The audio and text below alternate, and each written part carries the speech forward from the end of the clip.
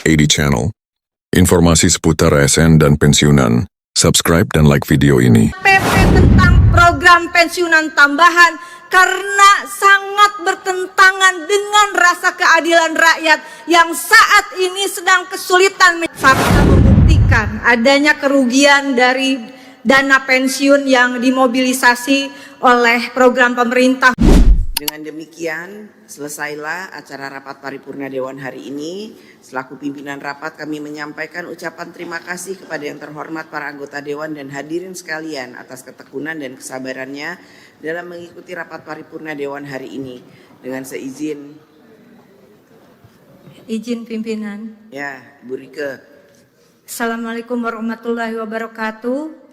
Terima kasih pimpinan yang kami hormati atas kesempatannya, pimpinan dan anggota DPR RI sidang paripurna yang kami muliakan.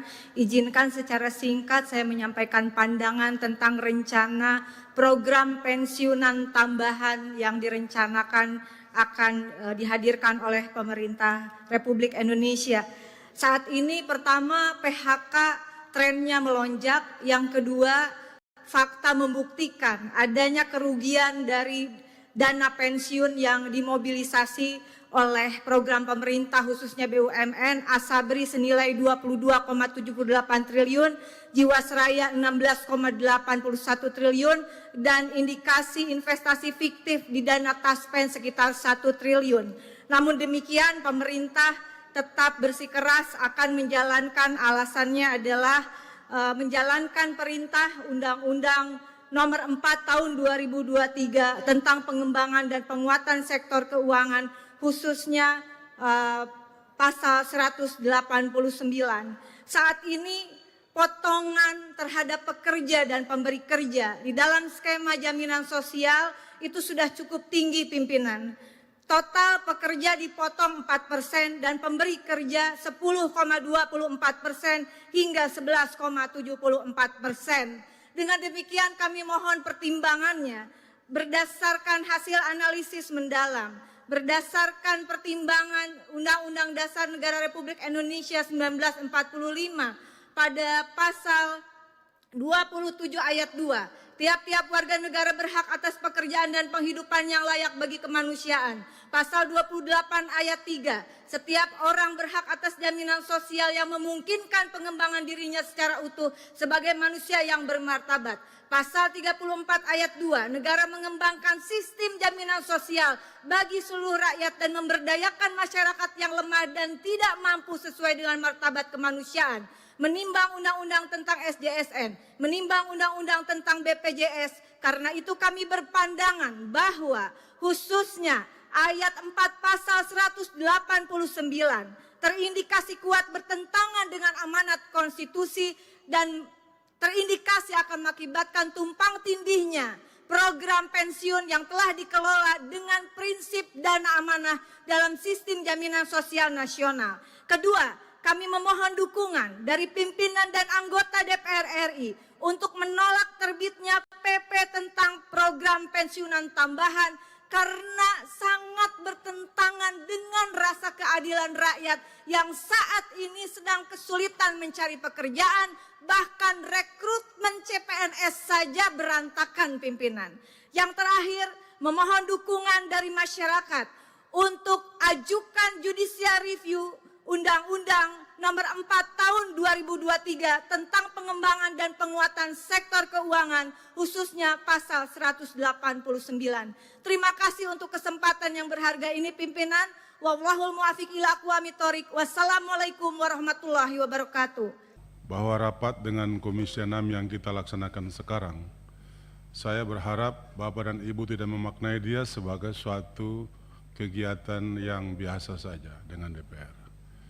Ya, saya menangkap kesan beberapa kali rapat dengan mitra Komisi 6, sepertinya kami ini sedang melaksanakan suatu rutinitas perkantoran DPR yang sementara kita jalani. Tidak. Kita sedang melaksanakan fungsi pengawasan sesuai dengan kewenangan yang diberikan oleh undang-undang. Dan saya minta oleh karena itu, presentasi atau materi-materi yang disampaikan dalam rapat dengan Komisi 6 haruslah materi yang mendisclose material fact yang terjadi di perusahaan yang Bapak pimpin. Ya, ringkas itu bagus, tapi jangan terlalu ringkas sehingga menyembunyikan data dan fakta yang sebenarnya kita ingin tahu. Kami sebagai anggota Komisi 6 yang menjalankan fungsi pengawasan punya kewajiban untuk mengetahui, punya hak untuk mengetahui. Kami minta supaya ada disclose materi yang lebih komprehensif, meskipun kemasannya agak ringkas. Itu yang pertama. Berikutnya adalah perusahaan yang Bapak dan Ibu pimpin adalah perusahaan milik negara yang bergerak di bidang asuransi, tabungan hari tua, dana pensiun. Dan kita semua tahu asuransi itu industri yang sangat highly regulated banget. Semuanya udah ada di situ aturannya tuh.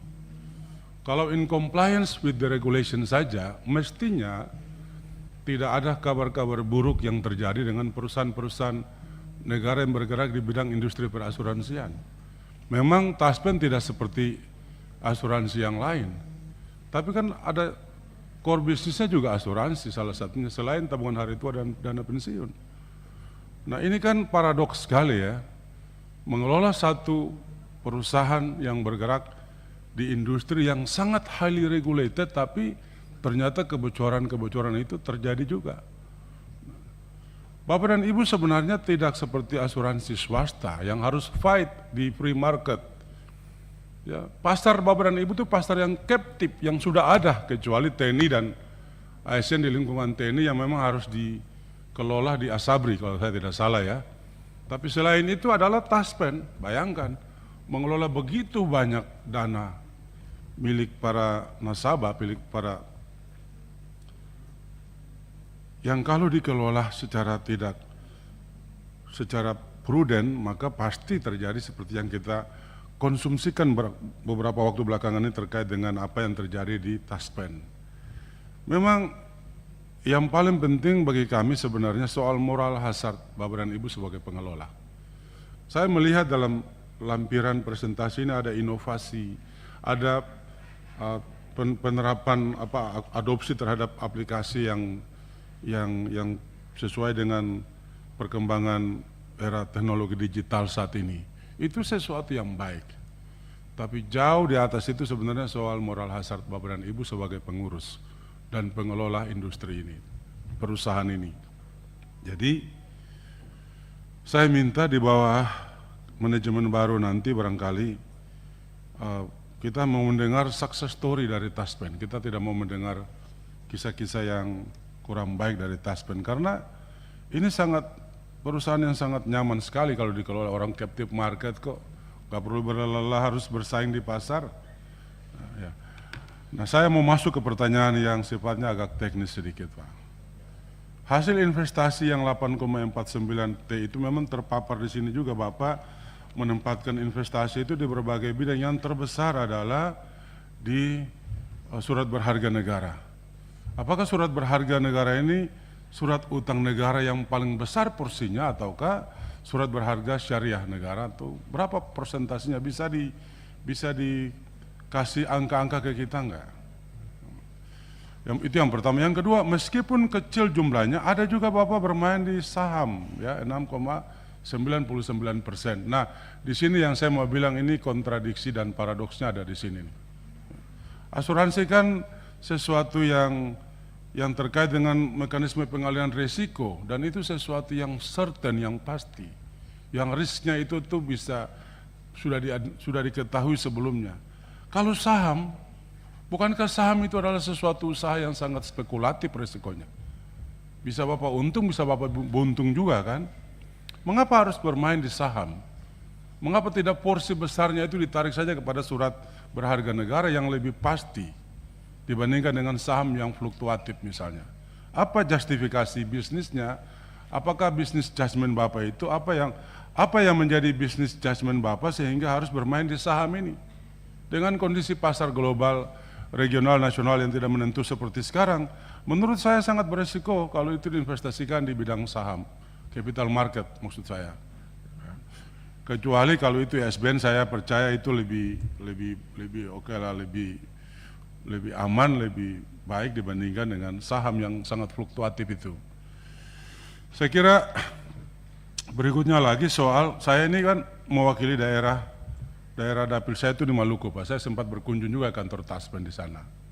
Maluku, saya harus memberi apresiasi bahwa memang dari sisi pelayanan itu sudah banyak yang merasakan ada kemajuan, terutama dari jangka waktu untuk memproses klaim dan sebagainya dibandingkan dengan kurun-kurun waktu sebelumnya.